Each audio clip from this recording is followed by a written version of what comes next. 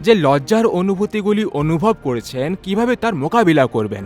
এবং যেহেতু আপনি তাঁরই জীবনদাতা আত্মার শক্তি আপনাকে পাপের শক্তি থেকে মুক্তি দিয়েছে বা মৃত্যুর দিকে নিয়ে যায়। Romance chapter 8 verse 2। আপনি কি জানেন অপরাধবোধ এবং লজ্জার মধ্যে পার্থক্য কি? অপরাধবোধ হল দায়িত্ববোধ এবং অনুশোচনার অনুভূতি। অন্যদিকে লজ্জা অপমানের অনুভূতি হতে পারে।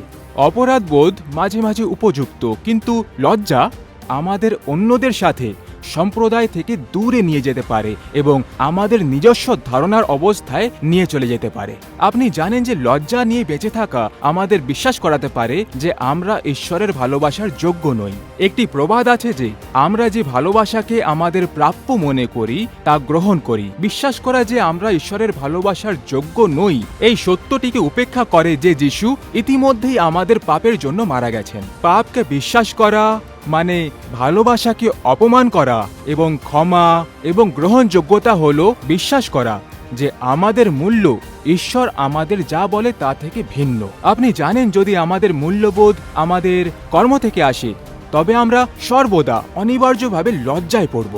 আপনি জানেন যে বাইবেলে বলা হয়েছে ঈশ্বর আমাদের সম্পর্কে কেমন অনুভব করেন। ঈশ্বর কি বলছেন? তিনি বলছেন ঈশ্বরের কাছে আপনার মূল্য এত বেশি যে তিনি তার বিনিময়ে নিজের জীবন দিয়েছেন।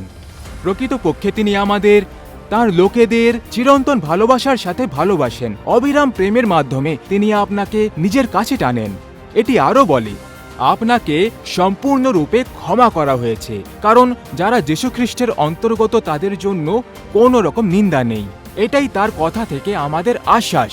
আপনি জানেন যে আমাদের ঈশ্বর আপনাকে যে ভালোবাসা দেন তা গ্রহণ করার অনুশীলন করতে হবে। আমাদের মূল্য সম্পর্কে তার দৃষ্টিভঙ্গি হলো লজ্জা ছাড়া সম্পূর্ণভাবে বেঁচে থাকার ভিত্তি, এবং নিশ্চিত করুন যে আমরা সঠিক ভিত্তির উপর বাস করছি। ঈশ্বর আপনার মঙ্গল করুন।